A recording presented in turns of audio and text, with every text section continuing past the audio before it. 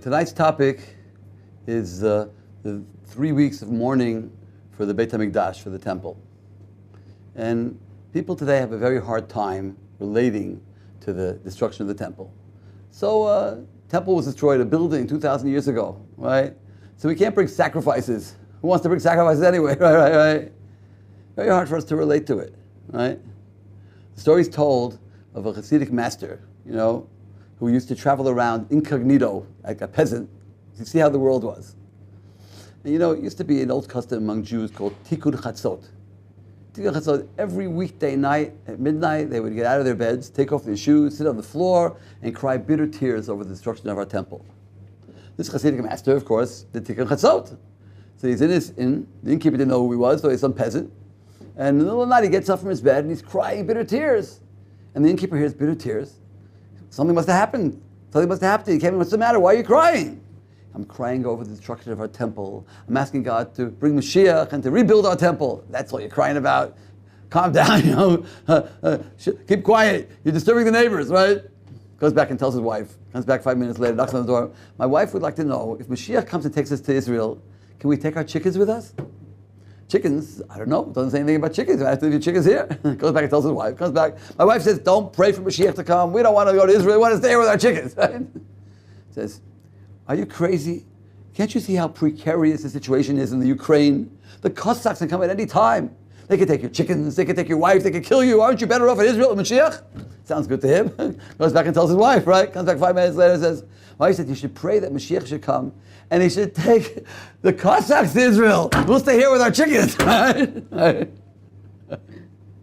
That seems to be the attitude of many Jews today. Take the Cossacks to Israel. Why leave? People have a problem with this, right? My students ask me all the time, I don't know what there is to cry about on Tisha B'Av. What should I cry about? I don't know what there is to cry about. So that reminds me of the story of the Israeli soldiers at the liberation of the Kotel in 1967 when they liberated the Western Wall. So it was a very bloody battle. There was no air cover. They were afraid they might hit the mosques. And many casualties. And they finally got to the wall. No Jew had been at the wall from 1948 to 1967. Almost 20 years. And the soldiers burst out in tears. They were all crying. The story goes that there were two Israeli soldiers who were kibbutzniks, right? Atheists, right? What are they crying about? What is there to cry about a wall? I mean, I know it has historical significance and all that, but have you ever heard anybody crying at the Great Wall of China? Nobody cries at the Great Wall of China, right? What is there to cry about? All of a sudden, one of them burst out in tears. Says, what are you crying about? He says, I'm crying over the fact that I'm not crying. How come I don't know what there is to cry about? That's why I'm crying. Why don't they teach me what there is to cry about at this wall? So I tell my students, if you don't know what there is to cry about on Tisha B'Av, then cry over the fact that you don't know what there is to cry about on Tisha B'Av. That's a good reason to cry. What is there to cry about on Tisha B'Av? So you have to understand that we don't know what we're missing, right? We were all born in Siberia. What do I mean by that? We were all born in Siberia. Imagine someone from New York City. He's used to the nightlife in New York. Comes to Soviet Russia. The KGB arrests him. Send him to Siberia. What's life like in Siberia? Get up 5 o'clock in the morning, chop wood all day, right? Eat a piece of hard bread, and go to sleep. Of course, he misses the nightlife in New York. Let's imagine this guy gets married in Siberia, has a son. Son grows up in Siberia, gets up 5 o'clock in the morning, eats a piece of hard bread, chops wood all day, right? He doesn't know what he's missing. He never was in New York City. He doesn't know we were all born in Siberia. We were all born in a world where there's no temple. We don't know what we're missing, right? So we have to have an appreciation of what it was. When the temple was standing, there were open miracles. Everyone could see, right, God's presence. It was here, right? There's a letter that still exists from a Roman soldier that was stationed in Jerusalem during this time of the Second Temple, which was much less than the First Temple. And they write, when you come into the temple complex, it's like being in a different world. When they saw the high priest on Yom Kippur, it was like seeing an angel, right? There could be no atheist in the world when we had a temple. Idolaters, yes, many gods, but no God. Open miracles. You could see open miracles in the temple. So we have to try to have an experience, right? What was a sacrifice for? Right? People don't understand sacrifices, right? But you have to understand the concept of a sacrifice. We are symbolically slaughtering the animal in me. I take the blood of the animal, which represents my life. I go over to the altar of God, which represents God's service. And I sprinkle the blood on the altar. I'm ready to dedicate my life to the service of God. We burn the fat on the altar. We're burning the fire of godliness in the world. When you brought a sacrifice, it was like bringing yourself, right? I mean, the story of the Akedah, the sacrifice of Isaac, right? And Abraham was commanded by God to sacrifice his son. And that's considered the paramount sacrifice in history. Now the question could be asked, why was it such a big test? Throughout our history, Jews have given their lives and their children's lives, which was a lot harder, right? For God during the Crusades, during the Inquisitions, right? And they weren't as great as Abraham. And they weren't commanded directly by God like Abraham was. Of course Abraham did it. What's the big thing? The first stuff you have to understand that Abraham, if he sacrificed his son, he's out of business, right? He's putting himself out of business. What was his profession? We call it outreach professionals, right? People going out, he was teaching the world about God. He was going to the idolaters who were into human sacrifice. He lived in South America during the time of the Incas and the Aztecs, right? He wanted rain. What did you do? Took a fair maiden, flint knife, cut out her heart, and sacrificed it to the rain god. What else did you do? I'm sure they weren't barbarians. They felt very bad for the poor maiden. What can you do? We need rain, right? And Abraham said, you guys have got it all wrong. God doesn't want human sacrifice. God wants hospitality. God wants kind deeds. By the way, Abraham, where's your son Yitzchak? I sacrificed him. Total contradiction, everything. He's out of business, right? But more than that, Abraham was aware, throughout the generations when they gave their lives for God, they were aware, I might die, my children might die, but the Jewish people will survive. Abraham was aware that Yitzchak was the future Jewish people. If you kill Yitzchak, you're killing Jacob, you're killing Moses, you're killing Maimonides, everybody. That's what made the test so enormous. But he didn't ask any questions, got up early in the morning, right? 3 days he's going to sacrifice his son, right? Imagine how hard it is to think about it for 3 days. You tell a Buddhist, jump into the fire, and he jumps into the fire, right? Tell him, wait 3 days to jump into the fire, it's a lot harder. Maybe he'll become a Christian, right? Think about it for 3 days, right? And then he comes and he ties down his son, he takes the knife, he's ready to sacrifice his son, and the angel appears and says, don't do it. Let me just make a little cut, just so I'm serious. No, don't do anything, right? You passed the test of flying colors. Then he sees a ram, tied, caught in the thorn bush. This ram was, since the 6 days of creation, was running to meet him, right? And then Satan put a thorn bush there. And it says in the Torah, he slaughtered the ram instead of his son. And does that make any sense? He slaughtered the ram instead of his son. Reuven, you just gave me $1 million in cash. Thank you so much, Reuven. How can I express my appreciation? I just found a bobby pin on the floor. I just found it on the floor. Will you please take this bobby pin off the floor instead of your $1 million? God tells him, sacrifice his son, the future Jewish people. He's ready to do it. Don't sacrifice it. Oh God, I just found a ram here. I didn't even buy it. I just found it over here. Please take this ram instead of my son. Doesn't make any sense, right?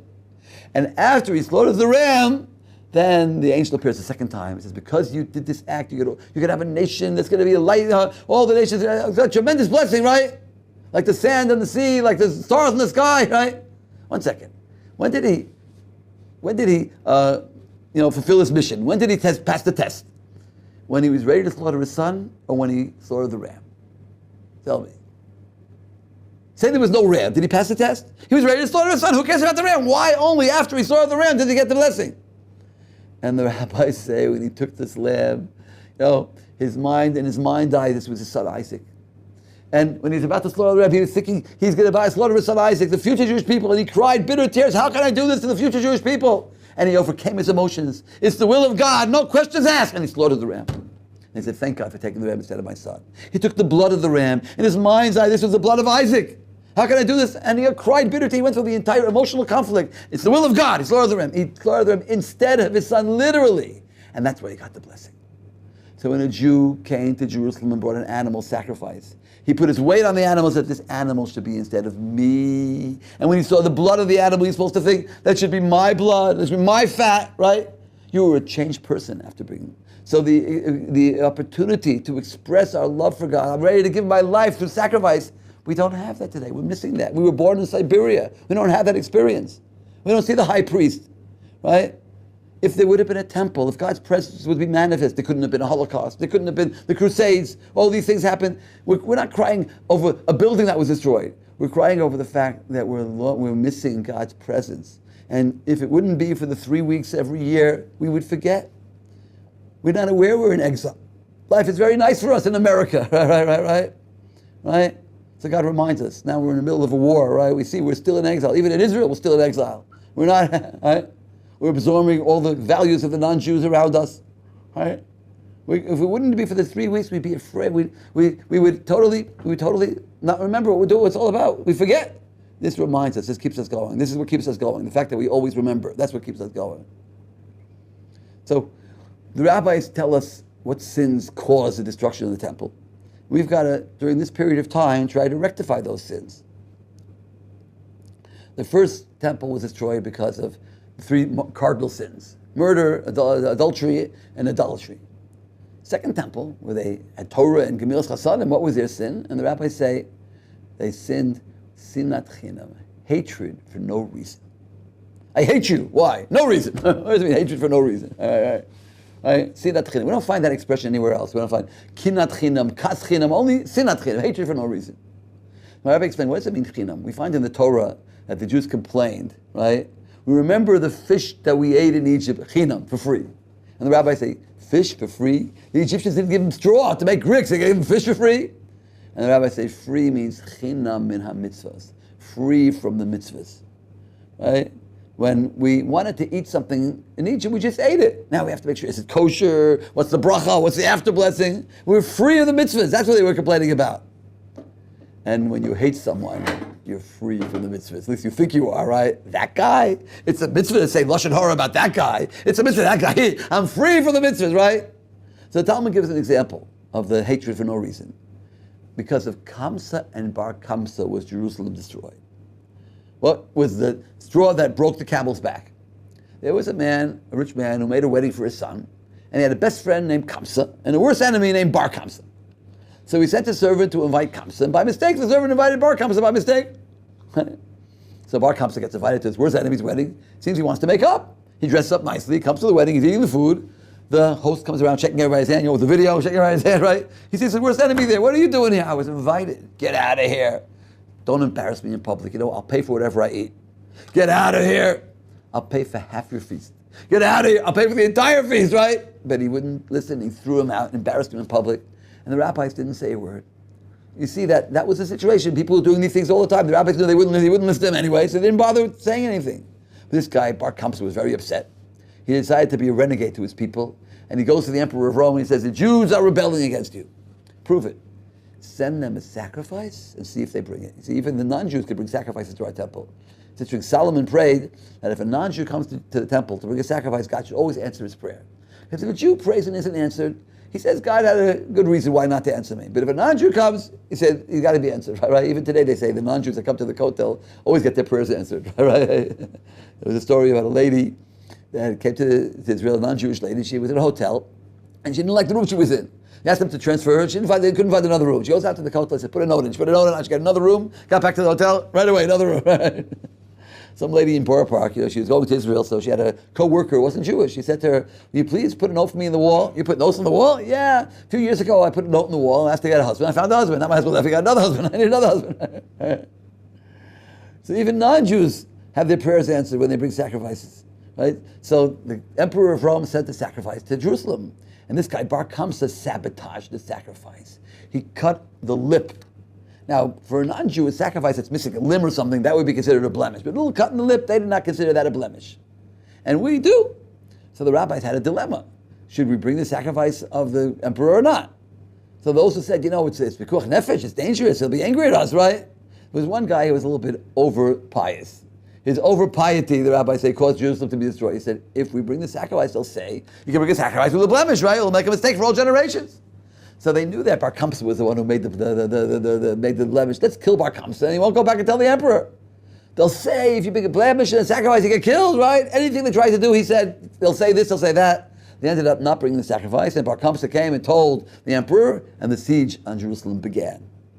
So the question they ask is, why does it say because of Kamsa and Bar Kamsa? What do you want from Kamsa? Kamsa was the best friend who didn't get invited.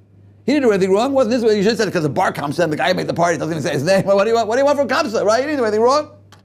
So the simple answer is, it means the mistake between Kamsa and Bar Kamsa. That's a simple answer, right? But on a deeper level, the Torah says one must not take revenge, right? Right? One must not bear a grudge to your fellow man, and you have to rebuke your fellow man. It's a mitzvah in the Torah to rebuke your fellow man. What does that mean?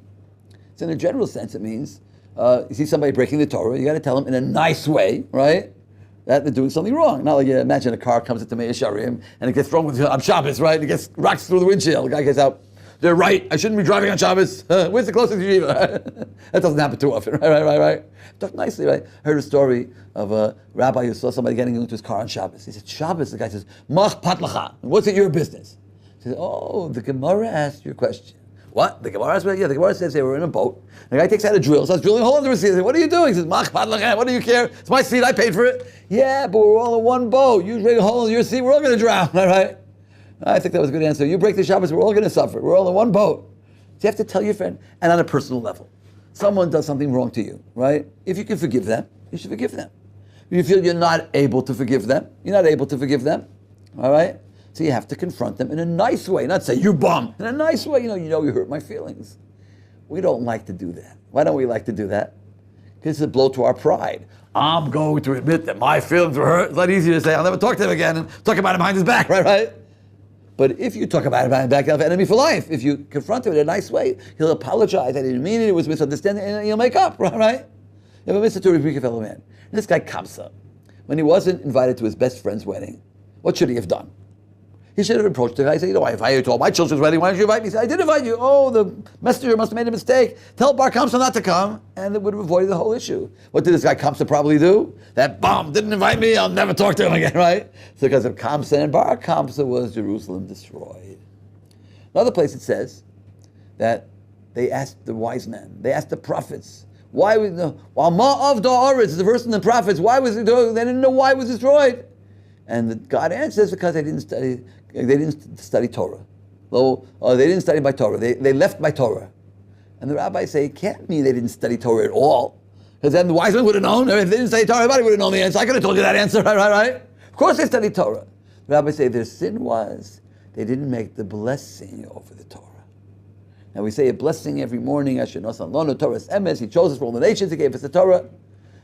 So the commentaries explain that means they didn't consider the Torah important enough to make a blessing. The Torah was just a means, I want to know how to do the halacha, I got to know the halacha, which is nothing wrong with that, knowing the halacha, but that's not all Torah is. They were proud of their intellectual accomplishments, but they didn't connect it with God. Right? The blessing on the Torah connects our Torah study. It's not just an intellectual pursuit. When we make the bracha on the Torah, we're connecting the Torah with our study, Torah study with the Almighty. So the commentary Bach says, what does it mean? It seems to be a very insignificant sin. They didn't make a bracha on the Torah for that. The destruction of the temple where millions of people were killed, right? Right? So he points out an interesting thing. We say in our after blessing, Eretz Chem the Tov Rechova Shinchat Lavaseinu Lechom Piyos Pomituva. Right? The wonderful, wide, and desired land that you inherited to our ancestors to eat from its good, to be satiated from its good. Lechom Piyos, to eat its fruit. To be satiated from its good. You know why we're living in Israel? You know what's great about Israel? Jaffa oranges, right? Mangoes, right? Pomegranates, right? The reason why we're to eat from its fruit, that's based on that blessing is based on the verse in the prophets. Lechem Piyos, right? Explains the Bach. When we studied Torah in the land of Israel, the proper way, when we made the blessing on the Torah, we connected our learning with the giver of the Torah. And the holiness permeated the land, and it went into the earth, and it went into the fruits. When you're eating the fruits of Israel, you're eating holiness, right? The rabbis ask a question, why did Moses want to go into the land so badly? He begged over and over again, let me go into the land. Did he want to eat from the fruits of the land? Jaffa oranges? That's what it's all about, right? No, the rabbis say he wanted to fulfill the mitzvahs that can only be done in the land of Israel, right? Now the rabbis, we're not making a joke, right? Although they do have a sense of humor in the Talmud, right? For example, in the Gemara Pesachim, there's an interesting story. If you check your house for chametz and then you lose it, right? You can't find it. We're afraid that a chulda is what's a chulda? Not a mouse, a weasel. A weasel might have taken your chametz and brought it back in. You got to check your house again, right? And then the Talmud says that the chulda didn't know that we already checked, and we checked the second time. It says v'chi chulda deviahi, was the chulda prophetess, and one of the names of the prophetess was chulda the prophetess, right? See, the Talmud had a sense of humor, right? But here, according to the Bach, it's very good. Moshe wanted to eat from the fruit of Israel, because eating from the fruit of Israel, we're eating holiness. Says the Bach, when they did not make the blessing on the Torah, they cut off this connection between God and the land, the giving of the Torah. So then God's presence left the land, and the land is contaminated. So because they didn't make the blessing on the Torah, the land was destroyed. So we have to strengthen ourselves in connecting our Torah study with God and our fellow man. If there's no sinas chinam, it has to be avas chinam. You have to love for no reason. Love your fellow Jew for no reason, but you love him. right? Okay, so we have the 3 weeks are called Bein HaMitzarim, between the straits. It's a verse in the Eicha. And we have, it starts with the 17th day of Tammuz, when they broke through the walls. Actually, Asara B'Tevis was when they sieged the city, and the 17th day of Tammuz when they broke through the walls, and it ends in the Tisha B'Av when they burned down the temple. Now, on Shavuos B'Tammuz, a number of events happened in our history. The first event was the golden calf. The golden calf was on the 17th day of Tammuz. Right? You can figure it out, because Torah was given on Shavuos, was the 6th day of Sivan, right? And Moshe went up on the 7th day of Sivan, the next day, to receive the 10 Commandments. 40 days and 40 nights. So from the 7th day of Sivan, right? After Sivan comes Iyar, right? So 30 days would be the 7th day of Iyar, and 10 days later would be the 17th day of Iyar, right? And then he came down and they made the golden calf. Sivan Tammuz, sorry. It's not Tammuz after Sivan, right? So the 17th day of Tammuz, right? They made the golden calf, right? What was the sin of the golden calf? No one in his right mind can believe that a nation that just witnessed 10 plagues in Egypt, splitting of the Red Sea, revelation on Sinai, going to take off their earrings and make a golden calf and bow down to it. It could not have been an idol. No one in his right mind can believe that there was an idol. What was the golden calf? What was the golden calf? You have to understand, the Jewish people are a nation of Iluyim, geniuses. You know, how many Jews have got the Nobel Prize winner?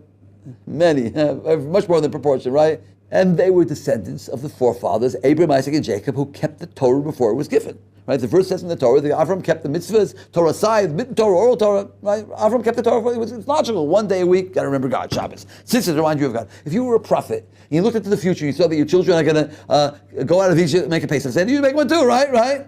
I even believe that Avram wore a black hat. That's my personal opinion. Why? What's my proof? It says that Avram spoke to God. You think he spoke to God without his black hat? Maybe his tribal. Right. But they had, the Jewish people, even they didn't say all the children kept all the Torah, but they had a tradition from their ancestors, basically how God wanted them to live. They just didn't have precise details what to do in every given situation. So when a question came up, they would use their brilliant minds and figure out, in this case, God wants to do this. In this case, He wants to do that, which was perfectly valid before the Torah was given. Before the Torah was given, right, based on their knowledge of how God wants us to live that they got from their ancestors, and their brilliant minds told us and everything.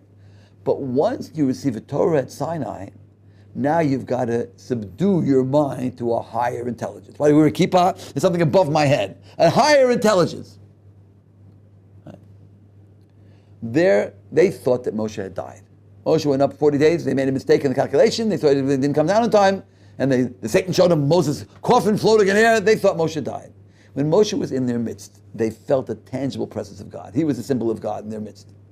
They thought he died, so take Aaron, but if Moshe could die, Aaron could die too. They want a permanent reminder of God's presence in their midst. They wanted a golden statue in the middle of the camp that would represent God's presence. Now, is that such a way out idea? Did we ever have such a thing? Did we ever have a golden statue in the temple? Yes. You know what the cherubs were? The Kruvim. In the middle of the temple, there was a statue of gold, 2 gold angels with their wings spread, and that was the spot where God spoke to Moshe, right? They wanted the cherubs. So what's the difference between the cherubs and the golden calf? To the cherubs, God commanded us. God said, Asuli migdash v'shachanti b'tochan. You make for me a temple. Migdash means go up. You come up to me, v'shachanti b'tochan. I'll come down to you. Mishkan is Shechina, God's presence. If God tells you, make a golden statue and I'll come down to you, then it's cherubs. But if you on your own decide you're going to make a golden statue, I'm sure the golden calf had deep Kabbalistic meaning. I'm sure it had much symbolism to it. But you want to bring God down to you. That's considered idolatry. That's considered idolatry. And we find there was a guy named Hur. Hur was the son of Miriam, the nephew of Moshe. And he tried to stop them. He said, look guys, I know you have a good idea and all that, but we already heard the 10 Commandments at Sinai, right? What did God say at Sinai? Do not make a graven image. No graven image. No ifs, no ands, no buts, no graven image. They said, Hur, that's a technicality. We're not making an idol. We want to bring God's presence down. You're getting us on a technicality, right? And they actually killed Hur. They killed Hur. But after the Torah was given, you've got to follow what the Torah says, even if your mind says something else. That was the sin of the golden calf. We find that the atonement for the golden calf was building the tabernacle. And in the section of the Torah that talks about the tabernacle, it says, They built this as God commanded Moshe, and they built Parshat Pekudah, and this as God commanded Moshe, and this as God commanded Moshe. Then it says they did everything as God commanded Moshe, and they brought it to Moshe. Moshe saw they did everything God commanded Moshe. Right? Why is it people repeating that over and over again? Because artisans have their own personal, preference. Put a flower over there, put a flare over there. Right? They subdued their own desire. They built everything exactly as God commanded Moshe. They did exactly, and they followed it. That was an atonement for the golden calf. Right? What did Moshe see? Moshe saw they did it. How did Moshe know they did everything Moshe God commanded Moshe? He saw. What did he see? And the commentaries say, when you do a mitzvah, you create an angel. When you do a sin, you create an angel. A good angel and a bad angel. Right? If we would see the angels that we create with our mitzvahs, we do a mitzvah half-heartedly, He's got one arm, he's got one leg, right? The mitzvahs with our sins, when we do a mitzvah, right? With gusto, right? Strong, healthy angels, right? Moshe saw the angels that they created when they built the tabernacle, and it was as God created Moshe. They did it as it was supposed to be done. So the sin of the golden calf, that's the beginning of the that's the 17th day of Tammuz. Other things happened. They burned the Torah scroll, and they put an idol in the center. A number of things happened on the 17th day of Tammuz. What happened on Tisha B'Av? Tisha B'Av was the sin of the Meraglim, the spies. Right? We're about to go into the land of Israel. Right? Go to the land of Israel. In the desert, they lived a supernatural living, supernatural existence. Right? They ate manna. They had a portable water supply. Their shoes didn't wear out. Their clothes didn't wear out. Right? But this was not supposed to be the permanent state. This was a preparation. The years in the desert was supposed to be a crash course, majoring in loving God, fearing God, trusting in God, right? When you come to the land of Israel, now you got to plant the land, no more manna, now you got to fight battles, right? But there's a danger. When you go with nature, the danger is you forget about God, right? We're not allowed to just sit back and pray. We live in a world of action, right? 6 days shall you work, do all your activities. It's a mitzvah to make a living, a mitzvah to support your family, right? If someone's not well, they got to go to the doctor and take the medicine, right? You want to get married, you got to look for a wife. You want to make a living, you got to look for a job. You want to protect the country, you have to have an army, air force. You can't just sit back and pray. On the other hand, there's a danger, right? You can think, the antibiotic makes me well, right? I found my job in the New York Times. The matchmaker finds me the match, right? The Israeli Air Force, they're the ones, all right? You fall into nature, you forget about God. That was the sin of the spies. They said, Moshe says, go take over the lands of Deuteronomy. Do not be afraid, do not tremble. Implying there's something to be afraid of. Yes, you're coming to fight a battle now. No more supernatural miracles. Not like the splitting of the Red Sea and the 10 plagues in Egypt. But in spite of that, God's going to be with you. But you can make a mistake and fall into nature and forget about God. Right? We have a tool that helps us overcome this. What's the tool to remind us? The tool is called making blessings. Right? We make a blessing. Remember, God gave me this food. We pray 3 times a day. Remember, God gives me, right? You have to go to the doctor and take the medicine. You have to, look for a wife and look for a job and have an army and air force, but you got to remember you have to do that and you have to pray. Pray is the connects us with what our belief that everything comes from God and our actions. All right? So the sin of the spies was, if we have to go in, so we have to do natural cause and effect. The natural way is to send spies in. They sent spies in, the spies gave a bad report, and they cried all night. And then that was the night of Tisha B'Av. And the rabbis say, you cried for no good reason, I'll give you a good reason to cry. And that's a night of crying for all generations. And because of the sin of the spies, it was decreed that all the Jews between the age of 20 and 60 have to die in the desert. You're going to wander 40 years in the desert, your children will go into the land. Every year on Tisha B'Av, all the men between the age of 20 and 60 would dig graves, and they go to sleep in the graves. In the morning, some would not wake up. How many? Well, what's the average? You have 600,000 divided by 40. How much is it? Like 15,000 Jews every single year. Every single Tisha B'Av, 15,000 Jews die. And the last year, no one died. No one died last year. They thought they made a mistake. They tried the next night, the 9th day, until they saw the 15th. Tu B'Av is a minor holiday, because Tu B'Av was when they saw a full moon. They knew that they didn't make a mistake, and God, that year no one died. All right? Many other calamities happened to the Jews on the 9th of Av. The expulsion from Spain was on the 9th of Av. What year? Anybody know what year? 1492, the same year that Columbus had sailed for America, right? The Jews in Spain were on the top echelon of power. They had mansions and servants and high government positions, right? And Ferdinand and Isabella made a decree. Either you convert to Christianity or you leave Spain with 2 suitcases. They had to leave everything behind. And it is the greatest glory of the Jewish people, unparalleled in the annals of mankind. Close to 2/3 of the Jews of Spain got up and left. Columbus writes in his diary he couldn't leave Barcelona harbor full of boats taking Jews, right? There was a rabbi named Barbanel. Barbanel wrote a commentary on the Torah. He also happened to be the finance minister of Ferdinand and Isabella. He financed the trip of Columbus, right? And he said, "You're a good Jew. You can stay." He said, "No thanks. I'll leave with my people too." And that was on Tisha B'Av. That was on Tisha B'Av. Now, did Ferdinand, the expulsion, did they plan it to be on Tisha B'Av or not? I don't know. The Nazis did things on Jewish holidays on purpose. If they did it on purpose or not, I don't know. But one thing I do know. The fact that it was on Tisha B'Av gave the Jews tremendous strength because they saw it was God's hand. When you suffer and you see no meaning in your suffering, it's very difficult, right? Reform Jews in the Holocaust, they came out with their medals. They fought in World War I, and the Nazis laughed at them, right? Many of them committed suicide. They couldn't see any meaning. Religious Jews didn't commit suicide. They saw meaning. When you see it's God's hand. It's God's hand. God's reminding us. He's punishing us. In Spain, they started assimilating, so God threw them out, right? World War I broke out on Tisha B'Av when they assassinated the Archduke, right?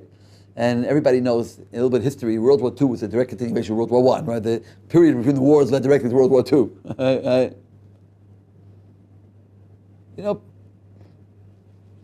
Anybody know who coined the term Holocaust? Holocaust? Who coined that term?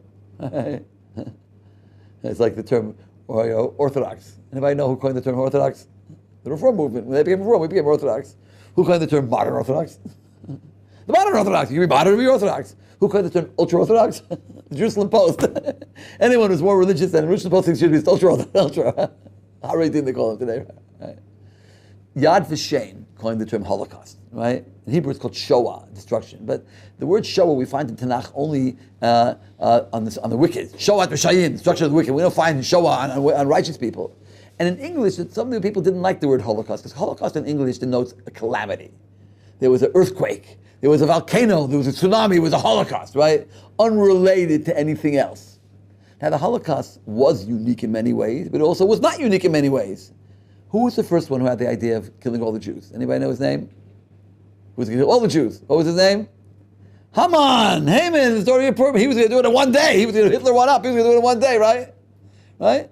So the Holocaust, right, was not unique in many ways. They didn't have gas chambers in those days, but okay, some prefer to call the Holocaust with the term Churban Europa, which means destruction of European Jewry. By calling it Churban, destruction, it puts it into historical perspective, right? There was a Churban Bayit Rishon, destruction of the first temple, Churban Bayit Sheni, second temple, and Churban Europa, destruction of see God's hand. The idea is to see God's hand, right? And that's what happened. And that's what happened on Tisha B'Av, right? Crying for all generations, right? When we cry on Tisha B'Av, someone said, why don't we have special prayers for the destruction of the Holocaust? There actually were people that wrote keynotes, for the Holocaust. But it's not necessary because it's all included. When we cry over our temple, we're not just crying over a building that 2,000 years ago. All the things that happened from then until now, up to and including the silent Holocaust. What's the silent Holocaust? The Jews that are going assimilated and the Jews that are intermarrying, Jews for Jesus. Right? We have to cry over that. When you cry on Tisha B'Av, have in mind, right? The Jews that are assimilating, that are dying spiritually, intermarriage, assimilation, that's included in it as well. And we're in exile, and we're not aware we're in exile. They found a letter in the Warsaw Ghetto, in the rubble, written by a Ger Chassid, a letter he wrote to God. He said, God, I'm out of ammunition, I'm out of food, everybody else is killed, it's just a matter of time till they kill me, right? And I want to tell you, God, in spite of it all, I still love you. I still love you. That's what it said in the letter. Right? So Tisha B'Av is a time for crying for all generations. And we sit on the floor and we cry. So, normally when it comes to mourning, when someone close dies, in the secular world when someone dies, one of two reactions in the secular world. One reaction is take a trip to Bermuda. Don't think about it. It's too morbid. People in the secular don't like to think about death. It's too morbid, right? Death is a problem, They don't like to think about it. It doesn't make any sense, by the way. By the way, death doesn't make any sense at all. Imagine a guy builds a skyscraper in Manhattan for $1 billion. Takes him 5 years to build it. State of the art, communications, right? Technical communications and telephones and computers and everything. He makes a dedication ceremony. The mayor comes and makes a speech. They drink champagne, right? And after the dedication ceremony, he takes some TNT and he blows up his building. What do you say about this guy? off his rocker, right. Okay. A person is born, comes to this world, he goes to school, becomes an expert in his field, he makes a lot of money in the bank, he gets married, has children, grandchildren, and then what happens? He dies. Does that make any sense? I don't understand. Are we living to live? Are we living to die? If we're living to live, then why do we die? If we're living to die, then why do we live? Die at 5, why drag it out to 95, right? I have not yet heard a secular answer to that question. Right? The religious answer, of course, is that we don't die, the body dies, the soul lives forever. Right. But secular people don't like death. Let's go to Bermuda, forget it. Don't think about it, it's too morbid. Another reaction is, I'll never forget them for the rest of my life. I'll go down to my grave mourning my dear father, mother, brother, sister. And the Torah says they're both wrong. They're both wrong. When someone close dies, you have to sit shiva. You sit in the house for a week. You don't wear shoes. You sit on the floor, you cry. People come and comfort you. You have to face it. You don't run away from it. After that, we have a period of 30 days where you limit your activities. For a parent, an entire year. No music, right? No new clothes, no happy occasions, right? Someone asked, why for a parent is it an entire year? And for other relatives, only 30 days. I once heard an answer that any other, a child dies, a sibling dies, a spouse dies, you automatically feel bad.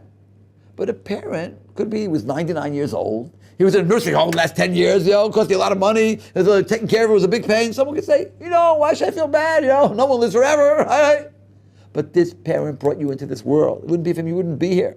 Right? They bought you clothes and toys and sent you to school and took you to the doctor, right? An entire year. You limit your activities when a parent dies. So it starts off more intense and it gets less intense. When it comes to the mourning for the temple, it's the other way around. It starts off less intense. We're now in the 3 weeks, right? We don't take haircuts and we don't shave, we don't listen to music, we don't have weddings, right? Next week's going to start the 9 days. It's more intense for Ashkenazim. Sfardim have a different custom, but for Ashkenazim, right?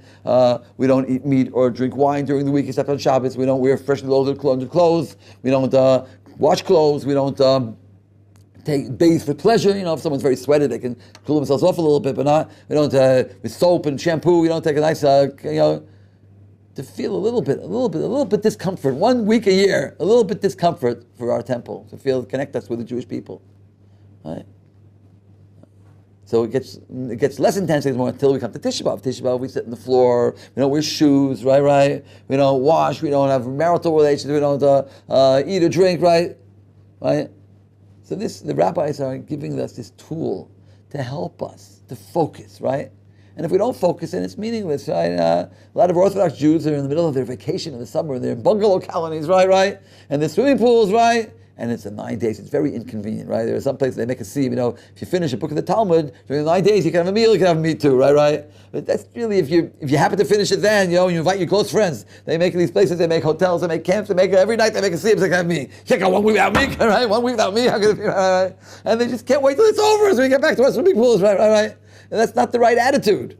Right? The attitude has to be that this week I'm connecting with the Jewish people. I'm realizing we're in exile. And this year, every day you turn on the radio and Israeli soldiers are being killed. Right? Another funeral, 20-year-old, 22-year-old, 19-year-old, every day.